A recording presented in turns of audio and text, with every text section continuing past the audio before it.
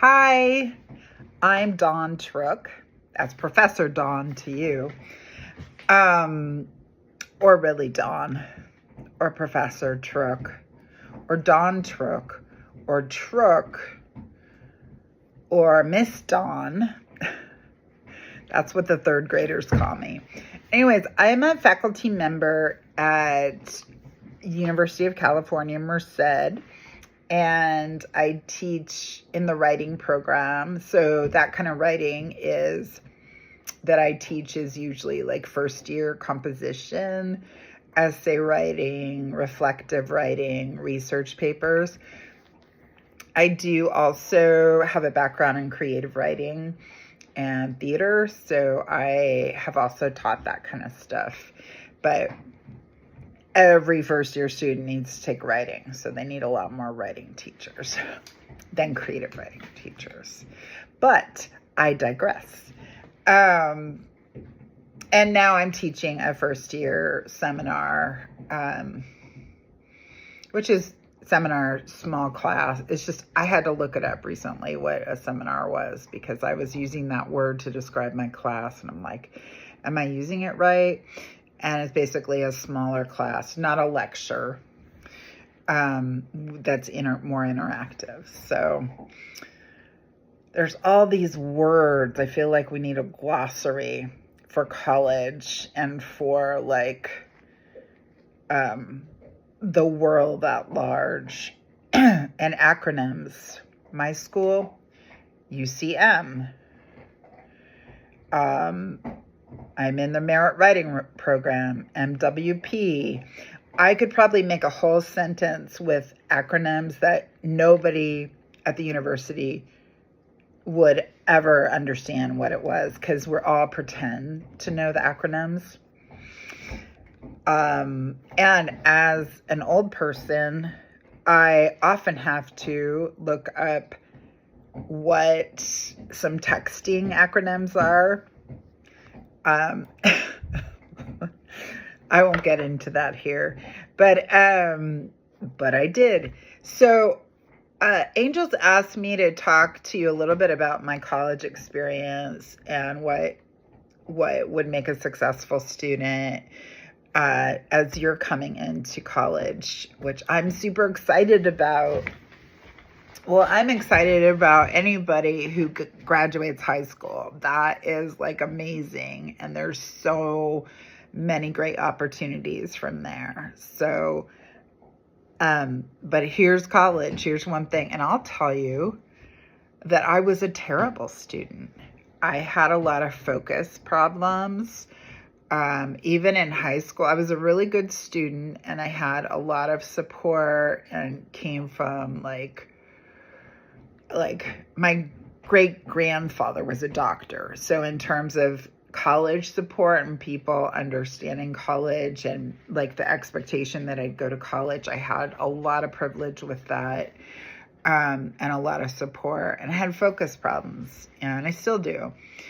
And when I got to college, I felt like I could not, without like my mom helping me like sit at the table and do my work, without like actually doing it for me, I had trouble getting papers done. I had trouble doing my reading. And I think part of that was like focus issues, that like ADHD that I now have better treatment for. And I was just in a lot of fear too. I wasn't sure what I wanted to do or what else I could do besides college. I was kind of a mess, and I wasn't getting the kind of help I needed. I think there's a lot more conversation about the way that people need, there's nothing wrong with trying to get like counseling or other kinds of support or mental health services. It wasn't as talked about back then, way back in the 80s. Anyways, I'm still young. So I really struggled through school, and actually one of the classes that I've taught a lot at UC Merced, it's called Writing Tenets Research. It's basically research papers and argumentative writing. I did not want to take so bad, and that I wasn't the only reason I transferred to a different UC. I started at UC Irvine and then I transferred to UC Santa Cruz. But if I transferred to UC Santa Cruz because of the way their general ed played out, I would not have to take that research and argument class. And then, joke's on me, I have to teach it. And I had to learn how to write an essay while I was teaching it. So that's probably more information than you need, but I guess I'm just trying to share with you that, like, I had a rough time, and other professors did. You know, you'll find some professors very understanding. You'll find some super strict. And different things work for different people. Some people don't find, like, somebody who has the leniency I do with late work, they aren't as successful because they need the structure. So, so I just feel like a lot of times what I hear first year students coming in feel like they've been, like in high school, they got the sense that college was going to be really scary. The teachers were going to be really strict. And so people come in with a lot of fear of getting things wrong. And I would really lean into your classes with your first year writing teachers, because they are usually the smaller, any other smaller classes you have, they usually are the smaller classes. And we have more of the, I'm not saying all writing teachers are like this and that all teachers in other areas aren't like this, but we come from a humanities background and human as part of humanities. So this kind of thing about, like,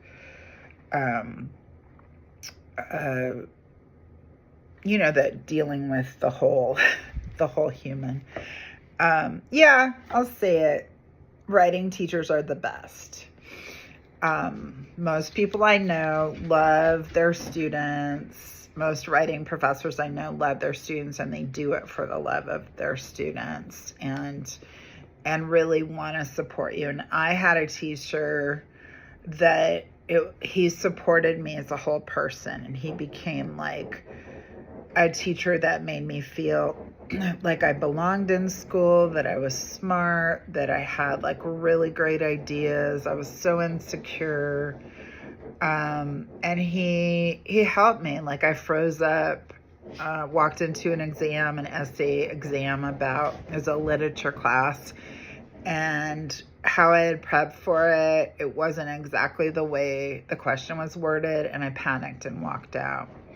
But I called him later, and he, like, later that day, before email, called his office, and he said, what happened? And I told him, and he said, well, do you want to write this over break? Because he could give me, like, an incomplete and then change the grade when I turned it in. And I did. I ended up getting an A in that course. And he was just a person that had a big heart for the whole person. I was very, very sensitive and scared, and I would run out of classes a lot, like literature, writing, theater, because I just was, you know, that way. And so, so for first years, I'm going to say there are teachers that want to support you. So go to their office hours. I say, like, most of the time I'm in office hours, nobody comes. And the office hours are for students. When they say office hours, it's not like our time to work in the office. It's like office hours where we have the door open for students. If you can't go to the office hours, make an appointment. Most faculty members understand that you can't, you have other classes. I recommend going to all the teachers' office hours, just going in and saying, hey, I don't have anything straight out I want to ask you, but I just want to get in the habit of going to office hours. Or come in with a question, like, what do I need? What do you think?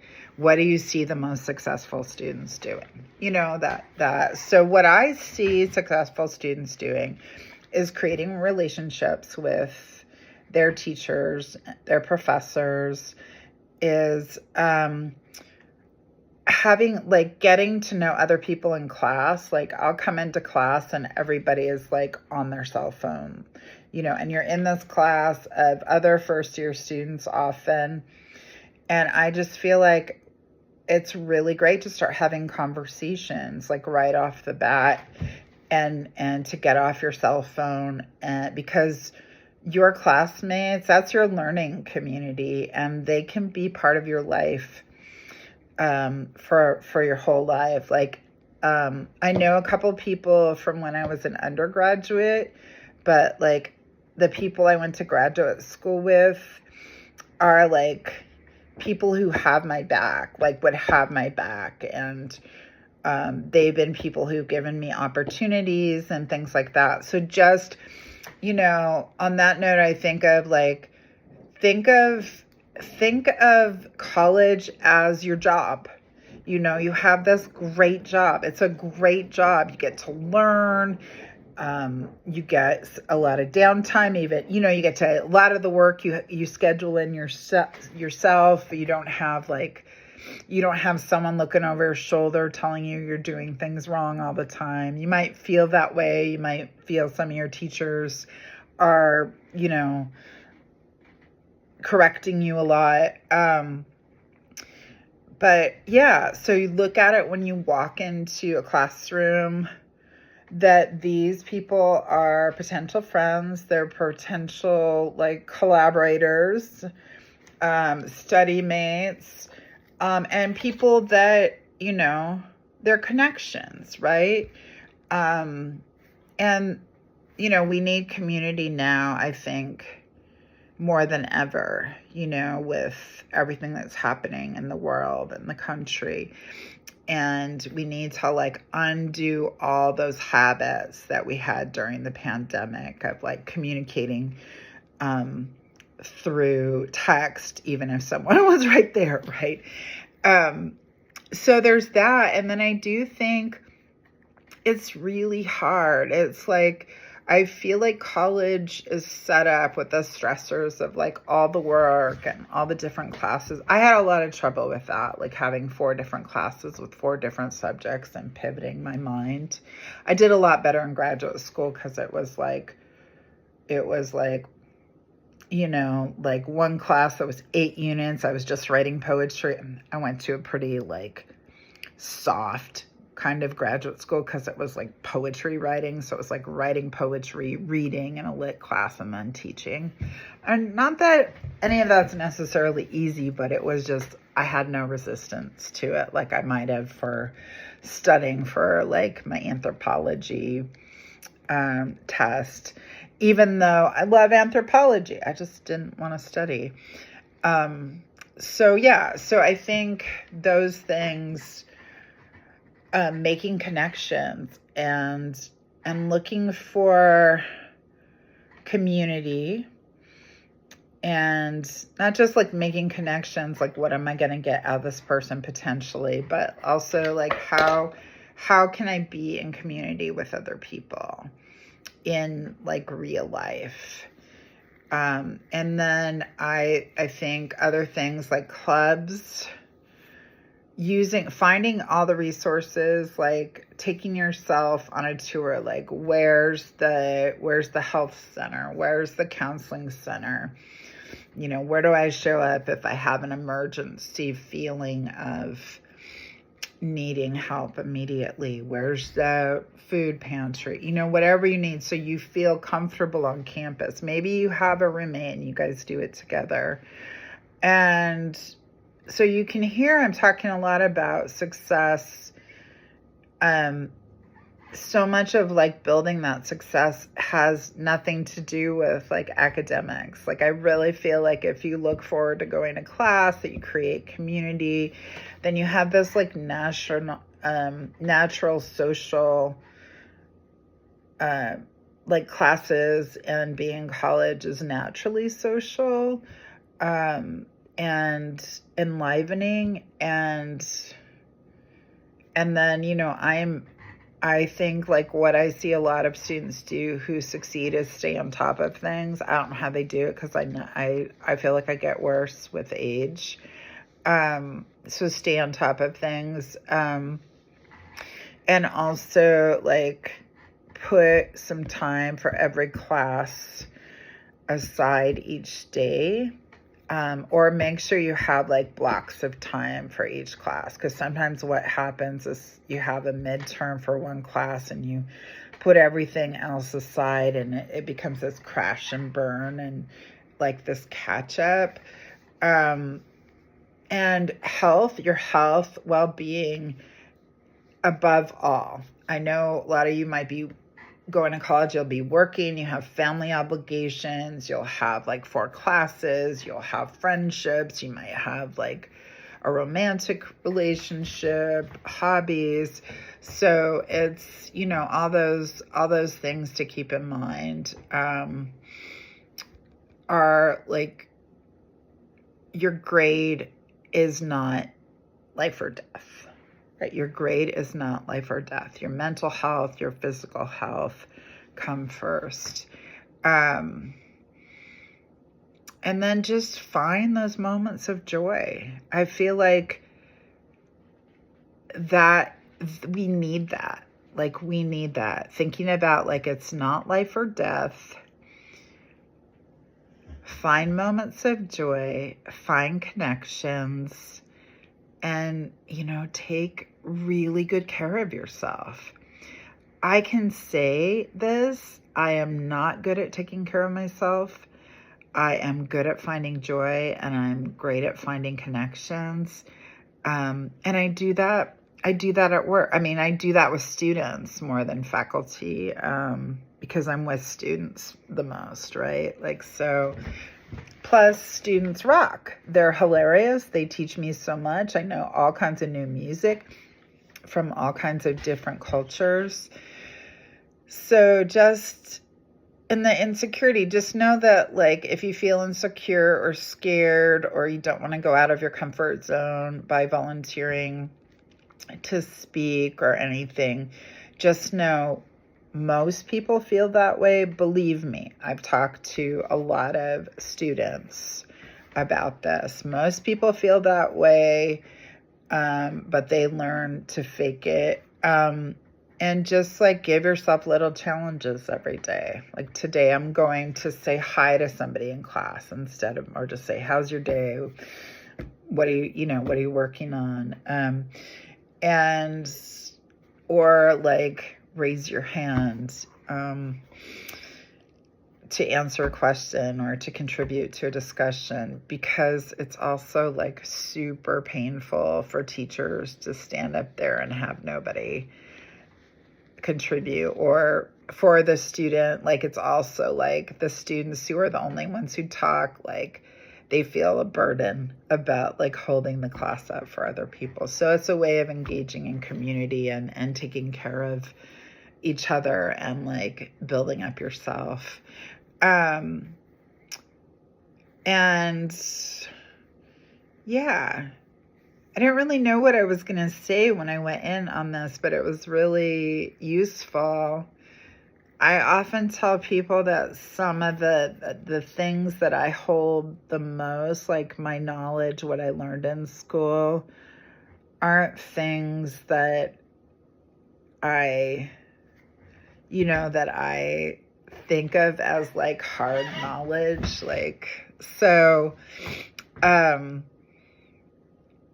so yeah, so that school is your work and your play and your community, and you just got to show up for the world, for that world, the way you do any other way, and just know that you have like a really essential voice in the world now more than ever. We need your voice. We want to hear your voice. You are a contributor to the community at the university. You are essential to the university community and to the world, the country's community, the global community. And it can be really hard. I feel like we don't give, like, a lot of young people feel like they shouldn't, they're not valued. And then if you're from a community, like an under-resourced or like a community of color, you can feel even worse, right? Like, so, or you can feel even less like you're supposed to talk. Like there's some like quiet, and I'm not saying that's in every situation, but it is kind of like, we need to all be shouting from the rooftops. Let's do this. Like, so I know you're going to be awesome in college or whatever you do. I know there's lots of other options besides college. I know college is a beautiful experience if you just lean into it with your heart and with your best, most beautiful self. Thanks.